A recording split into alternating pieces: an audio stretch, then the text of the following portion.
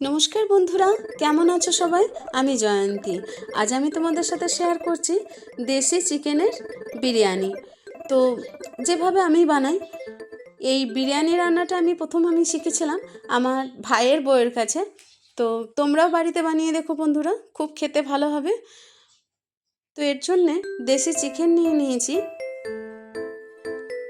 এটাকে প্রথমে ভালো করে পরিষ্কার করে ধুয়ে নিয়েছি। এরপরে এর সাথে চিকেনটাকে প্রথমে ম্যারিনেট করার জন্য দিয়ে দেব 1.5 চা চামচ নুন, 1 চা চামচ জিরের গুঁড়ো, 1 চা চামচ হলুদ গুঁড়ো, আর কিছুটা পরিমাণ আদার টুকরো, আর 2টো রসুন থেকে কোয়া বের করে নিয়ে ওগুলোকে থেতো করে নিয়েছি।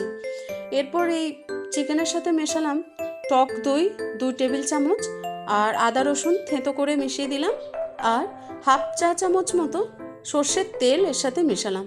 বন্ধুরা, সর্ষের তেল মেশালে একটু আঁচটে গন্ধটা থাকে না। আর এবার আমি চালটাকে নিয়ে পরিষ্কার করে ধুয়ে নেব। প্রথমে ধুয়ে নিয়ে চালটাকেও আধ ঘন্টার জন্য ভিজিয়ে রেখে দেব। আর আলু কেটে নিয়েছি বিরিয়ানির আলুর জন্য, তো নুন হলুদ মাখিয়ে এটাকেও আমি আধ ঘন্টার জন্য রেখে দেবো। এদিকে চলো বন্ধুরা, আমি ততক্ষণ অন্যগুলো করে নিই। বেরেস্তার জন্য পেঁয়াজ লম্বা লম্বা করে কুচিয়ে নিয়েছি। এবার প্রথমে বেরেস্তাটা ভাজতে দিয়ে দেবো।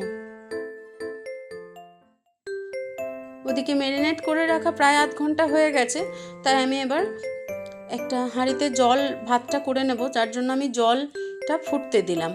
জলটা ফোটা পর্যন্ত অপেক্ষা করব।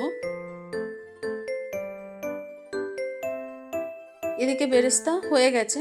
বন্ধুরা, বেরেস্তা অনেকে আরও ক্রাঞ্চি করে ভাজে, কিন্তু আমার বাড়িতে একটু হালকা ক্রাঞ্চিটা বেশি পছন্দ, সেই জন্য আমি ওইভাবেই ভেজে তুললাম। এরপরে আধ ঘন্টা মেখে রাখা হয়ে গিয়েছিল আলুটা, তো আধ ঘন্টা এবার আমি আলুটাও দিয়ে দিলাম, দিয়ে ঢেকে দিয়েছি। আলুটা সেদ্ধ হতে হবে, যার জন্য। এদিকে জল আমার ফুটে গেছে।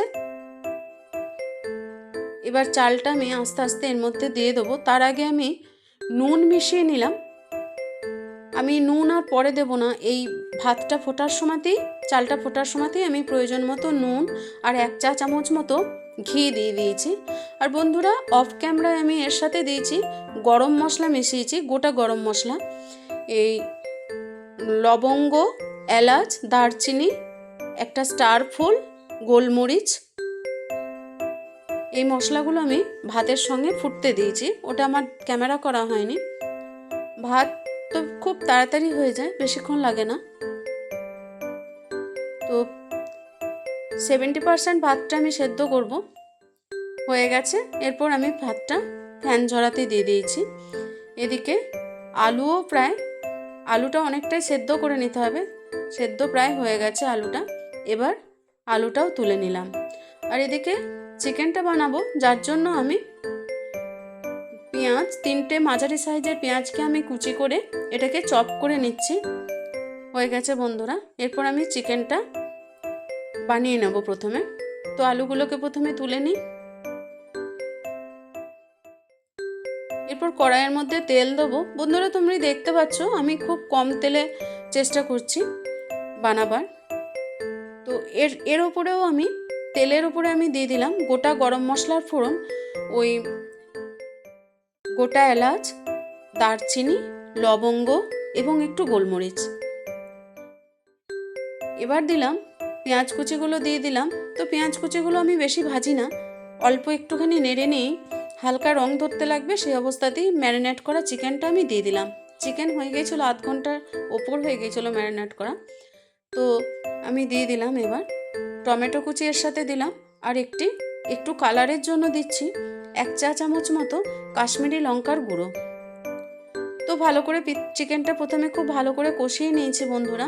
চিকেন থেকে যখন হালকা তেল ছাড়তে লেগেছে, সেই অবস্থায় আমি গরম জল অ্যাড করে চিকেনটাকে আমি সেদ্ধ হওয়ার জন্য রেখে দিলাম। এটা তো দেশি চিকেন, একটু বেশিক্ষণ লাগবে সেদ্ধ হতে, সেজন্য জলটাও আমি একটু বেশিই দিয়েছি। দেখে নেবো চিকেনটা সেদ্ধ হয়েছে কিনা। সেদ্ধ হয়ে গেছে প্রায়।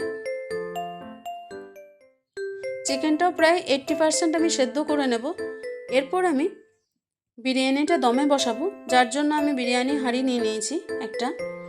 এরপর গ্যাস জেলে দিয়ে ওটাকে বসিয়ে দিয়েছি, আর এখানে দিচ্ছি 2 চা চামচ মতো ঘি।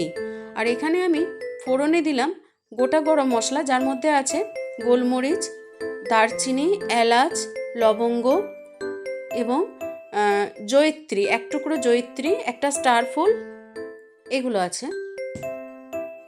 তো হয়ে গেছে,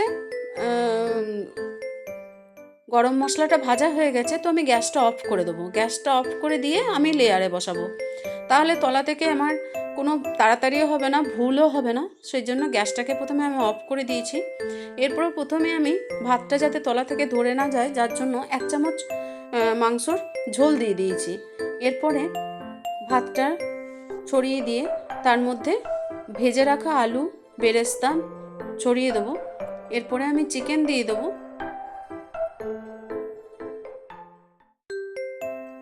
এরপর বিরিয়ানির মশলা দিয়ে দেব। বন্ধুরা, বিরিয়ানির মশলা বাড়িতেও বানানো যায়, যেটা তোমাদেরকে আমি বানিয়ে দেখাবো। তো আমার কাছে বানিয়ে রাখাটা ফুরিয়ে গিয়েছিল, যার জন্য আমি বাজারেরটাই দিলাম আজকে। এইভাবে আবার একটা লেয়ার আমি তৈরি করে নেব। আলু, বেরেস্তা অ্যান্ড চিকেন অ্যান্ড বিরিয়ানি মশলা, এভাবে আমি সব ভাতের লেয়ারগুলো আমি এক এক করে নেব। বন্ধুরা, আমি 2টো ডিম সেদ্ধ করে রেখেছি। ডিমও আমি শেষে, মানে ওপর থেকে ডিমটা দেব, না হলে বিরিয়ানি কাটতে গিয়ে অনেক সময় কেটে যায়, ওই জন্য ডিমটা আমি ওপরে দেব। এটা বয়েল করে রেখেছিলাম ডিমটা আগে থেকে, ওটা দেখানো হয়নি। সাজিয়ে দিয়েছি।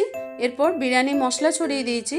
এরপরে নিয়ে নেব 1/2 কাপ মতো দুধ নিয়ে নিয়েছি, আর এর সঙ্গে দিয়ে দিচ্ছি 2 টেবিল চামচ গোলাপ জল আর 1 চা চামচ কেওড়ার জল।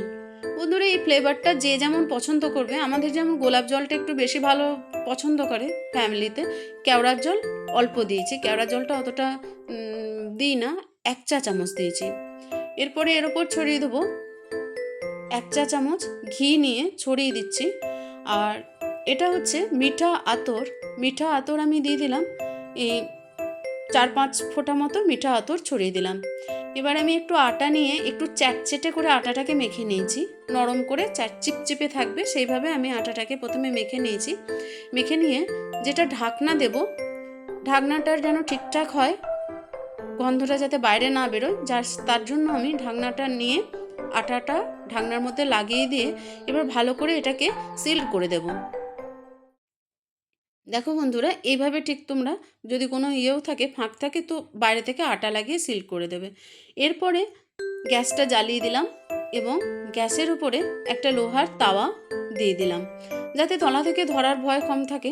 এরপর আমি এটাকে আধ ঘন্টার জন্য দমে বসিয়ে রাখলাম, অল্প হিটে, সবথেকে লো ফ্লেমে দমে বসিয়ে রেখেছিলাম, কারণ আমার ম্যাক্সিমাম জিনিস 80% বয়েল হয়েই আছে। দেখো বন্ধুরা, কত সুন্দর। আমি এখন ঢাকা খুললাম, মাঝখানে একবার নাড়িয়ে দিয়েছিলাম, ওই সিল্ড অবস্থাতেই ন্যাকড়া দিয়ে ধরে হাঁড়িটাকে ঝাঁকিয়ে দিয়েছিলাম। তো এখন তো হয়ে গেছে, পুরো রেডি। আধ ঘন্টা পরে দেখো বিরিয়ানি একদম খাবার জন্য রেডি। খুব ভালো হয়েছে, একদম ঝরঝরে হয়েছে, আর খেতে অপূর্ব স্বাদ হয়েছে। বন্ধুরা, তোমরাও একদিন বাড়িতে বানিয়ে দেখো, খুব ভালো টেস্ট হয়। ভিডিওটা শেষ পর্যন্ত দেখার জন্য অনেক অনেক ধন্যবাদ। সবাই ভালো থেকো, সুস্থ থেকো, আনন্দে থেকো। দেখা হবে পরের একটি ভিডিওতে।